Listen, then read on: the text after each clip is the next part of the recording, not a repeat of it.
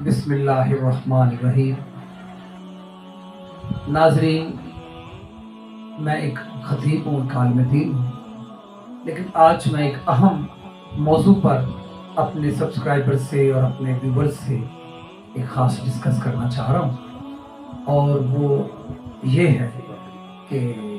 Routine میں مجالس کے حوالے سے عرض کرتا ہوں، محبان نبی و آل نبی سے فضائل آل محمد بیان کرتا ہوں، لیکن آج میں ایک خاص موضوع ہے جس پر کچھ کہنا چاہ رہا ہوں، اور وہ خاص موضوع یہ ہے کہ ہم ٹپیکل جو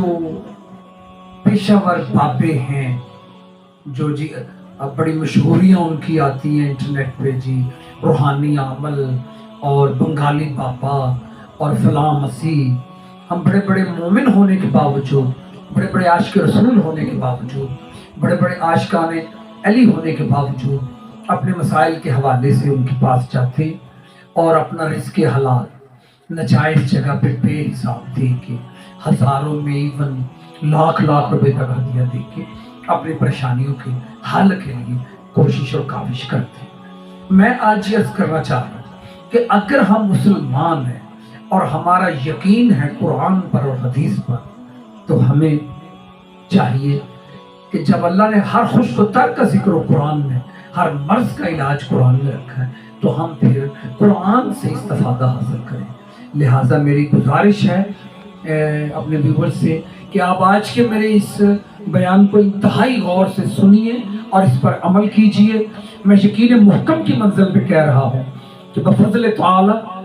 بفضل محمد و آل محمد، یقیناً آپ پر رحمتیں نازل ہوں گی اور آپ کو فائدہ پہنچے گا، اور آپ روحانی پریشانیوں سے جو مصائب ہیں، جو مسائل ہیں، ان سے آپ کو نجات حاصل ہوگی۔ مثال کے طور پر بخار کا علاج نہیں ہو رہا اور ڈاکٹرز نے تمام ٹیسٹ کروائے ہیں، پلیٹلیٹس بھی ٹھیک آ رہے ہیں، ڈینگی بھی نہیں، اور آپ نے ملیریا کا ٹیسٹ کروایا وہ بھی نہیں ہے، ٹائیفائڈ بھی نہیں ہے، بھی نہیں ہے، تو پھر کیا ہے؟ اور ڈاکٹر بھی پریشان ہے، بخار نہیں اتر رہا، تو اس فقیر کی جائیں بات لیتے جائیں،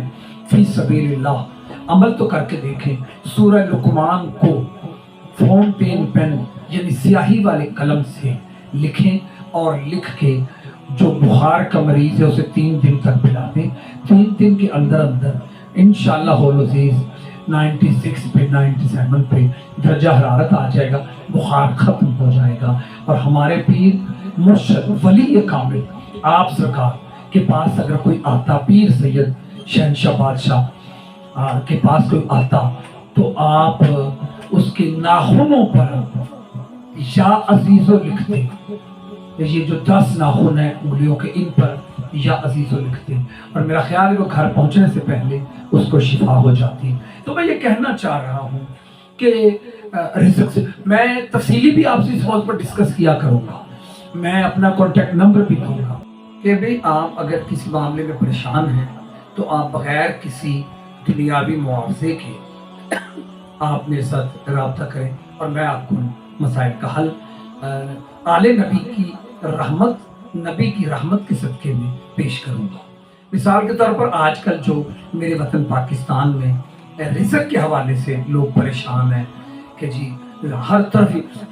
غریب اور مڈل کلاس،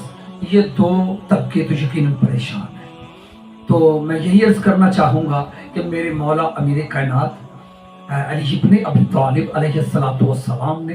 جناب حضرت کمیل کو وصیت فرمائی۔ آپ نے فرمایا کمیل اگر رزق سے پریشان ہو جاؤ تو استغفار کیا کرو، کثرت سے رزق وسیع ہو جائے گا۔ اس کا ریفرنس جو ہے وہ ہے مثال حکمہ جو کتاب ہے، اس میں یہ لفظ درج ہے۔ اس کا مطلب ہے کہ آپ رزق سے پریشان ہیں تو ہر نماز کے ساتھ آپ استغفار کی تسبیح پڑھیں، استغفر اللہ ربی و اتوب الیہ پڑھیں۔ تو کہہ رہے چاہ رہا ہوں کہ مالک رزق وسیع کرے گا۔ ہم دنیا کے آگے کیوں سوالی بنے؟ جو رزق بھیجتا ہے اس کے مسلح پہ بیٹھ کے اس سے عرض کریں۔ اور آج میں ان شارٹ آپ سے بات کر رہا ہوں، جو لوگ پریشان ہوتے ہیں کہ ہمارے گھروں میں آسیب ہے، جنات ہیں یا کچھ نحس اثرات ہیں، تو میں ان سے کہنا چاہ رہا ہوں کہ تفسیر ابن کثیر کے یہ فکرے ہیں، سورہ یونس کی آیت نمبر 3، آپ ہر نماز کے ساتھ 3 مرتبہ پڑھیں اور گھر میں پھونکیں، اور سورہ یونس کی آیت نمبر 3 لکھ کر بھی آپ اپنے گھروں میں کمروں میں لگائیں، اور یہ سورہ یونس کی آیت نمبر 3 کثرت سے پڑھی جائے تو تفسیر ابن کثیر میں ہے کہ رسول پاک نے فرمایا کہ جنات بھاگ جائیں گے، اور یہ جنگ سے واپس آتے ہوئے سرکار دو عالم نے کہا کہ جی یہ آیت پڑھیں۔ جب آیت پڑھی گئی ابن کثیر کے الفاظ، تو صحابہ کرام نے دیکھا کہ کچھ لوگ ہیں جو بھاگ رہے ہیں، جیسے قافلہ بھاگ رہا ہے یا لشکر دوڑ رہا ہے، انہیں نظر آئے تو کہنے لگے یا رسول اللہ یہ کس قبیلے کے لوگ ہیں جو جا رہے ہیں، یہ کون لوگ ہیں؟ تو نبی پاک نے کہا یہ لوگ نہیں، جنات ہیں جو کہ آپ کی یہ سورہ یونس کی آیت نمبر پڑھنے کی وجہ سے یہاں سے جگہ چھوڑ گئے ہیں، اس لیے اس پر توجہ دینے کی ضرورت ہے۔ ہم کیوں جی فلاں مسیح عامل ہے جی اور فلاں بنگالی بابا ہے، تو میں کسی کے خلاف نہیں کہنا چاہ رہا، ہر ایک کا اپنا رزق کا سلسلہ ہے، لیکن میں کہنا چاہ رہا ہوں خود محنت کریں ہم۔ اور میں جن کے گھروں سے جادوؤں کے معاملات ہیں، آج کل یہ بڑا چل رہا ہے سلسلہ کہ جی ہم پر فلاں نے جادو کر دیا، اور بھابھی نے کر دیا، اور نند نے کر دیا، دیورانی نے کر دیا، چاچی نے کر دیا، خالہ نے کر دیا، تو اپنوں پر جو وہم و گمان ہے انہیں بڑھانے کی بجائے سورہ بقرہ کی آخری 2 آیات آپ اپنے گھر میں تلاوت کریں، اور اگر کسی پر جادو کے اثرات ہیں تو اس پر درود شریف کے ساتھ آپ سورہ بقرہ کی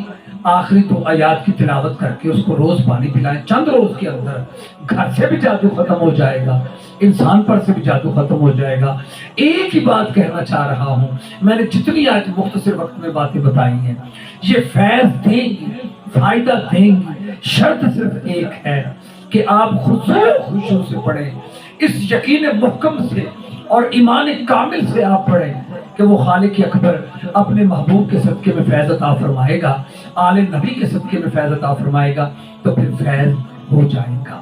وآخر دعوانا ان الحمدللہ رب العالمین۔